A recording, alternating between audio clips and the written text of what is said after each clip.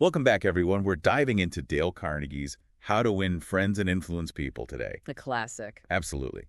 Specifically, we're looking at the first part, all about handling people effectively. The foundation. Exactly. And what I love about Carnegie, if he doesn't just throw theories at us, he uses tons of real-life stories. And historical anecdotes. Yes.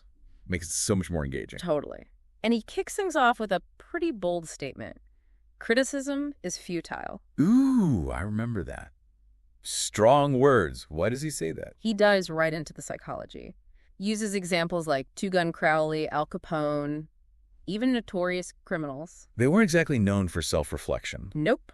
They always blamed everyone else. Carnegie's point is this isn't just a criminal thing. It's human nature. Exactly. We all have this tendency to deflect blame. I know I catch myself doing it. Me too. It's like self-preservation almost. Exactly. But Carnegie argues that criticism just backfires, makes people defensive, resentful. Doesn't really lead to lasting change. Right. Think about it. Have you ever really changed because someone yelled at you? Honestly, no. If anything, it makes me dig in my heels more. Exactly. Carnegie tells this great story about George B. Johnston, a safety supervisor at a construction site. Okay, this rings a bell. What did he do? Instead of punishing workers who didn't wear hard hats, he tried something different. More carrot, less stick. Yeah. He asked them about the hats, how they fit, if they were comfortable, reminded them why safety mattered. And I bet that worked way better. You bet. More workers wore their hats because they felt respected, not threatened. Such a good example of how a positive approach can be so much more effective. Right. And then there's the story of Theodore Roosevelt and President Taft. Oh yeah, they had a huge falling out. Massive. Roosevelt publicly criticized Taft relentlessly, but did it change Taft's mind? Probably made him more stubborn. Exactly. Carnegie's point is, even in politics, criticism rarely works. So if anyone had a right to criticize, it'd be Abraham Lincoln during the Civil War. Right. Unimaginable pressure, life or death decisions. And yet... There's this story about the Battle of Gettysburg. Lincoln was furious with General Meade for not pursuing the Confederates. he could have potentially ended the war right there. Yep. Lincoln wrote Meade a scathing letter outlining all his perceived mistakes, how disappointed he was. Wow. But here's the thing, he never sent it. He held back. He did. Realized venting his anger wouldn't actually help. It might have even hurt the war effort. That's incredible restraint. It makes me think of Mark Twain. He was notorious for writing furious letters. Oh, tell me about it. But he had a system. His wife, Olivia, was his editor, his gatekeeper. She'd intercept those letters. Smart lady. Right, she knew those words, even written in the heat of the moment, could do real damage. Just sometimes getting it out on paper is enough. Exactly. No need to unleash it on the world, especially for creative people. Carnegie talks about Thomas Hardy, Thomas Chatterton. Talented writers whose spirits were crushed by harsh criticism. Hardy even gave up on writing novels. Imagine if their potential had been nurtured instead. Right. Makes you think about the impact our words can have. For sure. But Carnegie does offer a more hopeful example. Benjamin Franklin. He started out pretty tactless. Oh, yeah. Quite the hothead in his youth. But he realized it wasn't getting him anywhere. So he made a conscious decision. Focus on the good in people. Avoid speaking ill of anyone. And he became a master of diplomacy. The original self-help guru. And it all started with controlling his words. Carnegie sums this up perfectly with a Confucius quote. Hit me with it. Don't complain about the snow on your neighbor's roof when your own doorstep is unclean. Ooh, that's a good one. Right. Focus on ourselves before we start judging others. Easier said than done, of course. Oh, tell me about it. I learned that lesson the hard way years ago. Got some really harsh criticism from Richard Harding Davis, the author. Ouch. Someone you admired. Yep, and it stuck with me years later. Really shows the power of words, how long they can linger. Carnegie ends this section with a quote from Dr. Johnson. God himself, sir, does not propose to judge man until the end of his days. Wow, that puts things in perspective. If God can wait to judge, maybe we should be a little more patient with each other. Absolutely. Food for thought, for sure. Yeah. So we've talked about the downsides of criticism. Yeah. But what's the flip side? What does Carnegie suggest we do instead? He makes this fascinating connection between criticism and appreciation. He believed that at our core, the strongest human desire is the desire to be important. It's so true, though. We all want to feel valued, appreciated, even if we don't always admit it. Exactly. It's universal. And Carnegie illustrates this with a story about his father and this prize-winning hog. Oh, yeah, the blue ribbons? Right. The hogs didn't care about the ribbons. But to Carnegie's father, they meant pride, accomplishment. They fed his need to feel important. It's funny how something as simple as a ribbon can have so much meaning. Totally. And Carnegie argues this desire for importance shapes history. It's what drove Lincoln, inspired Dickens, fueled Rockefeller's ambition. Okay, but ambition can be a double-edged sword, right? This desire for importance can also lead people down some pretty dark paths. You're right. Carnegie contrasts Rockefeller's philanthropy with someone like John Dillinger, the bank robber. Dillinger loved being public enemy number one, gave him a twisted sense of importance. So two very different men, both driven by that same underlying need to matter, to be significant. Precisely. And Carnegie takes it even further. Says some people will go to extreme lengths for even a tiny bit of recognition. Remember that story about the woman who faked being an invalid for 10 years? Oh, yeah, just to get attention from her mother. It's sad. Shows how deeply some people crave that validation. It does. And sometimes, Carnegie suggests, this craving can even manifest as mental illness. He tells this heartbreaking story about a patient who, in her delusion, believes she's British royalty, giving birth every night. Wow. Underscores how powerful this need is. So if people are that desperate for recognition, imagine the impact we can have by giving genuine appreciation. It's like a superpower. Totally. And Carnegie brings up Charles Schwab, one of the first American businessmen to earn over $1 million a year. What was his secret? Not technical skills. What then? His ability to inspire people through appreciation and encouragement. I remember Carnegie quotes him, right? It's something about arousing enthusiasm being his greatest asset. He does. Schwab said, "The way to develop the best that is in a person is by appreciation and encouragement," which is totally the opposite of what most people do. Yeah. Criticize everything, praise nothing. It's so much easier to focus on what's wrong, right? It is. It reminds me of that funny story Carnegie tells about the farm wife who serves her family hay for dinner. Why? Because she figured they wouldn't even notice. She'd been cooking for years without a word of thanks, assumed they didn't care. It's funny, but it makes a point. It does. And remember that study Carnegie mentions about runaway wives? I'm drawing a blank. The number one reason they gave for leaving: lack of appreciation. It really makes you think, how often do we take the people we love for granted? It's a good question to ask ourselves.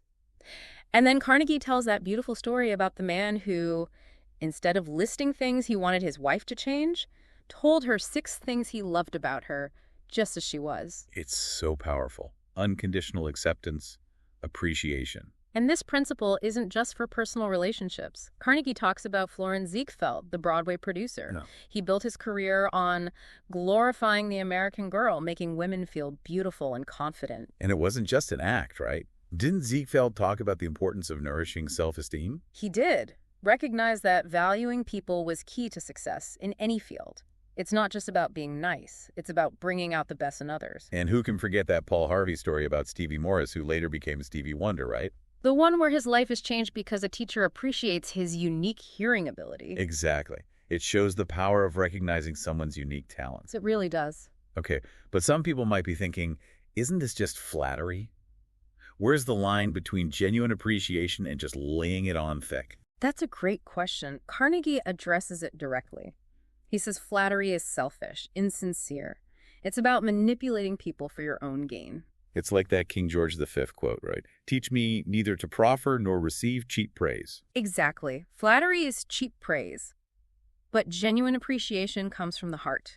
It's about recognizing and valuing someone for who they are. So how do we cultivate that? Giving genuine appreciation. Carnegie suggests a simple shift. Instead of focusing on ourselves, we should try to see things from the other person's perspective. Their good qualities, their struggles. How can we show them we value them? So it's about stepping outside our own ego, really seeing the people around us. Exactly. And it's not about manipulating them. It's about finding win-win solutions where everyone benefits. Remember that story Carnegie tells about the gas station manager who was struggling? Vaguely remind me. The guy, Michael Whiddon, helps the manager turn things around by showing him a successful modern gas station. He inspires, encourages, doesn't criticize or lecture, and they both benefit. So it's about helping others succeed, which often leads to our own success. Precisely. Okay, so We've talked about ditching the criticism, embracing appreciation, but how do we actually get people to do what we want, to really motivate them? That's where Carnegie's third principle comes in. He asks this very direct question. How do you get anyone to do anything? I'm hooked already. What's the answer? His answer, you make them want to do it. Sounds simple enough, but It's trickier than it sounds, but Carnegie has this great analogy. He compares it to fishing. okay, I'm intrigued. You wouldn't use strawberries and cream to catch a fish. No way. You got to use what they like. Exactly. So why do we try to motivate people with stuff they don't care about? We need to figure out their wants, their desires. Bait the hook, so to speak. Love that. Bait the hook to suit the fish. Where'd you get that? It's a quote from Lloyd George, Britain's prime minister during World War I. Wow, impressive source. Right. Lloyd George claimed that's how he stayed in power so long. He understood what made people tick. So it's not about manipulation, it's about understanding human psychology. Exactly. And Carnegie tells this charming story about Ralph Waldo Emerson and his son. Oh, I think I remember this one. They're trying to get a calf into the barn. You got it. Pushing, pulling, but the calf won't budge. Stubborn calf. Totally. Then their Irish housemaid comes along, figures out what the calf wants. Want some delicious hay? Nope. She lets the calf suck on her finger while she leads it into the barn. She knew it wanted comfort, security. Use that to gently guide it. Oh, that's smart. We often overlook the simple stuff. We do. And Carnegie emphasizes this point. Every action we take, big or small, is driven by want. Donating to charity, committing a crime, there's always a desire behind it. Even seemingly selfless acts, we still get that good feeling from doing them. Absolutely. To prove it, Carnegie tells this funny story about himself. He won a bet with his nephews Ow. by making them think he was sending them $5 bills in the mail. There was no money. Nope. But the mere idea of it was enough to get those boys writing back to him instantly. He tapped into their desire and got what he wanted. Exactly. And there's that sweet story about Stan Novak and his son who was dreading kindergarten. Ah, tough age. Right. But instead of forcing him, Stan focuses on all the FUN stuff, makes it sound exciting. Good strategy. The kid ends up excited about going. And this principle isn't just for parents, it's huge in business. Carnegie talks about how he negotiated a lower rent for a lecture hall. By playing hardball. Nope. By focusing on what the hotel manager wanted. Made it appeal to his self-interest, never even had to explicitly state his own needs. So smooth. Right. It's about making the other person feel like they're getting a great deal. That's what Carnegie means by arousing an eager want. You present your request in a way that aligns with their desires, makes them eager to say yes. It's like that Henry Ford quote. If there is any one secret of success, it lies in the ability to get the other person's point of view and see things from that person's angle as well as from your own. Couldn't have said it better myself. But honestly, how often do we actually do that? Not enough. It's so easy to get caught up in what we want. Carnegie includes some examples of what not to do. Those awful letters where people just completely miss the mark. Those were painful to read. Right, like that advertising guy bragging about his company, totally irrelevant to the recipient. And the one where that freight guy just complains the whole time? Yep. Alienating the customer. They forgot that communication is about connecting, not just broadcasting your own agenda. Totally. Then Carnegie shows us a brilliant letter. This woman, Barbara Anderson, applying for bank jobs. What'd she do differently? Focused on what they needed. Showed how her skills could help them reach their goals. Guess what happened? She got the job. 11 interview requests. Her letter was a masterclass in understanding and appealing to the other person's wants. Oh, that's impressive. Right. And Carnegie points out this is crucial for salespeople. They often struggle because they're too busy pushing their products, not understanding what the customer actually needs. He tells that story about a real estate agent, right? The one who totally missed the mark with you. Oh, yeah. More interested in selling insurance than helping you with a problem. Classic example of what not to do. Then there's the story about the two insurance salesmen. Carl, who's passive and uninspiring, and John, who's enthusiastic and genuinely interested in the customer. Who do you think made the sale? John, of course. Carnegie's takeaway. The world is full of people who are only interested in themselves. So those who genuinely focus on serving others have a huge advantage. There's a quote for this, isn't there? There is. Owen D. Young said, "People who can put themselves in the place of other people who can understand the workings of their minds need never worry about what the future has in store for them." Powerful stuff. But some folks might be wary. Isn't this all just manipulation? It's a valid concern, But Carnegie's clear. This principle is about mutual benefit, not exploiting people. Win-win, not win-lose. Exactly. It's about finding solutions where everyone gains something. Like the story about Michael Whiddon and the struggling gas station manager. He didn't take advantage. Nope. He genuinely wanted to help. And they both benefited. It makes you wonder why we don't learn this in school. Seems like essential life stuff. Right. Carnegie talks about this young guy who tries to get his coworkers into basketball, but he only talks about his wants. So no one wants to play. Nope. Goes back to that Professor Overstreet quote. Arouse an eager want, and the world is with you. Fail to do so, and you walk a lonely path. So true. And Carnegie gives all these heartwarming examples of parents using this principle. There's the kid who needs to gain weight to stand up to a bully. How'd they motivate him? By appealing to his desire to be strong. Then there's the boy who stops wetting the bed because he wants to wear pajamas and sleep in his own WN bed. And the little girl who finally eats her cereal. Because she felt important making it herself. It's amazing how well this works. Understanding what kids want is key to motivating them in positive ways. Absolutely.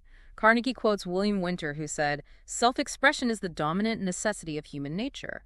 Instead of forcing our ideas on others, let them cook and stir those ideas. It gives them ownership." Makes them more open to what we're saying. Exactly. So, to recap, we've got 3 powerful principles from Carnegie.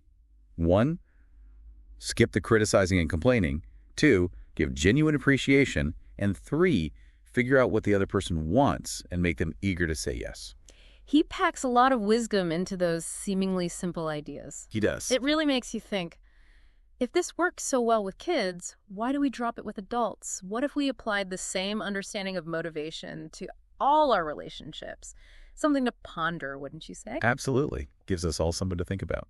Thanks for joining us on this deep dive into Dale Carnegie. Hopefully you picked up some useful tips to apply in your own life. And remember, focus on understanding and appreciating others. And don't forget to bait the hook. Until next time.